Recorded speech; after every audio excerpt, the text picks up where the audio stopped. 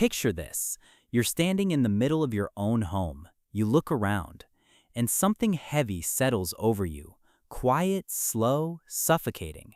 There's a pile of clothes on the bedroom chair. That chair hasn't been a place to sit in months. There's a stack of unopened mail creeping across the kitchen counter. There are shoes abandoned halfway down the hallway. Random objects pushed to the edges of every surface, like they're waiting for a decision that never comes. You see all of it. You've seen it every single day. And yet, nothing moves. People have opinions about this. They call it laziness. They call it a lack of discipline. They assume the person living inside that chaos simply doesn't care. But consider a different perspective. What if we stopped looking at a perpetually messy room as a failure of character? What if we started looking at it as a mirror of something much deeper? But here's what most people don't realize. The inability to clean is rarely about effort. It is almost always a symptom. A symptom of a mind that is carrying far more than it can hold. You know that feeling when you want to start? Genuinely want to, but the moment you try, something inside you just shuts down? That's not weakness. That's not laziness. That's your nervous system running on empty. Cluttered homes are defined by researchers as spaces with an overabundance of possessions creating chaotic living environments. And here's what the science says. Clutter doesn't just reflect stress. It actively creates it. It chips away at your well-being. It strains your relationships. It acts as a constant low-grade signal to your brain that something is wrong. Studies have found that people who describe their homes as cluttered show measurably elevated cortisol levels, the primary stress hormone. You're not just living in a mess. You're living inside a slow, invisible emergency. And it goes even deeper than that. For many people, the root of this paralysis has a name. It's called executive dysfunction. Executive functions are the cognitive skills that allow us to plan, initiate, and complete tasks. When those functions are compromised, as they frequently are in people with ADHD, the result isn't just disorganization. It's a genuine neurological barrier. Inattention plays a role. Impulsivity adds to it. Poor time estimation makes it worse. You pick up a shirt. You carry it toward the closet. You notice a book along the way. The book belongs on the shelf. You take the book to the living room.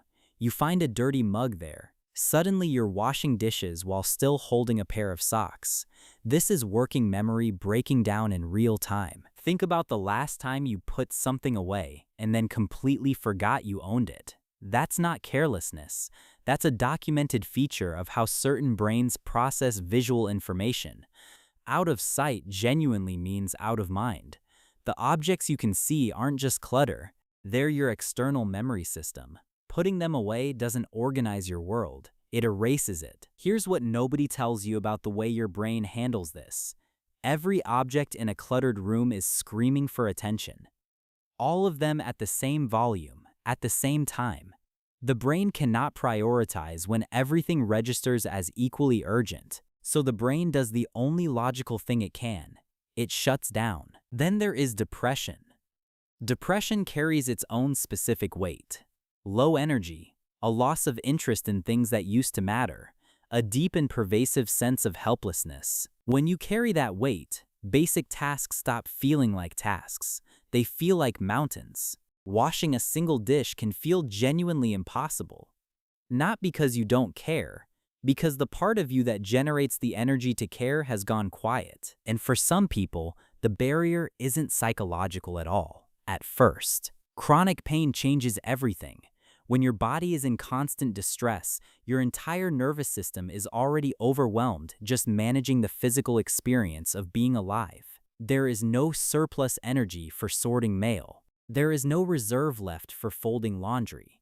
The body in pain is a body in survival mode. Cleaning doesn't make the list. But here's where it gets interesting. These experiences don't stay separate.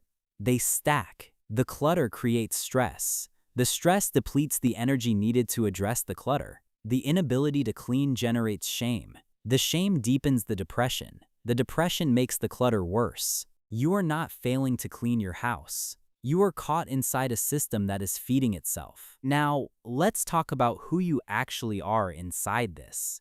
Because the people who struggle with clutter are not one single type of person, and this is where your specific wiring starts to matter. There's the type we might call the frozen thinker. This person is not disorganized in their mind. They're actually deeply thoughtful.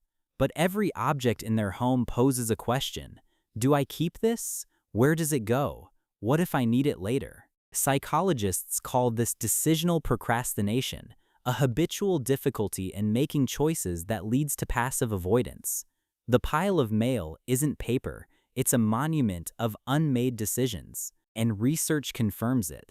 People who struggle with indecision experience significantly greater negative impacts from clutter than decisive individuals do. There's the type we might call the depleted caretaker.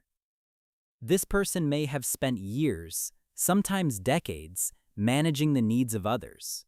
A sick parent, a struggling partner, children who needed everything. They gave their organizational energy to everyone else's world. And when they finally come home, there is simply nothing left. Their mess is not neglect. It's the physical record of everything they gave away. And then there is the type almost nobody talks about, the public perfectionist. At work, their desk is immaculate, their files are organized, coworkers comment on how put together they are. But behind closed doors, the home tells a completely different story. Because every drop of order, every ounce of discipline, was spent maintaining the face the world required. The home becomes the only place where the performance can stop. The clutter is not chaos, it is relief. But wait, there's a darker side to this. Sometimes the mess arrives not gradually, but suddenly. A divorce, a diagnosis, the death of someone who held your world together. Grief has a specific effect on the human brain. It disrupts executive function, depletes motivation, and strips away the capacity to maintain even basic routines. The person who was once immaculate finds themselves living in disorder they cannot explain and cannot seem to escape. The mess didn't reflect who they were before. It reflects what they lost. Here's the part that almost nobody talks about. Society has very strong feelings about clean homes. A tidy house is framed as a moral achievement, evidence of discipline, self-respect, and competence. A messy house is framed as the opposite. And so the people living in clutter don't just carry the weight of the mess, they carry the shame of being seen as someone who doesn't have it together. That shame is not motivating. Research on psychological reactance shows that when people feel judged or pressured about their environment, they are actually less likely to change it.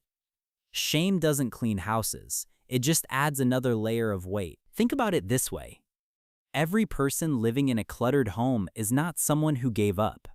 They are someone who is managing more than most people can see. An overwhelmed nervous system, a grieving brain, a body in pain, a mind that has spent all of its reserves elsewhere. The mess is not the story. The mess is the symptom. Imagine you're sitting there right now, looking at the room around you. You are not broken.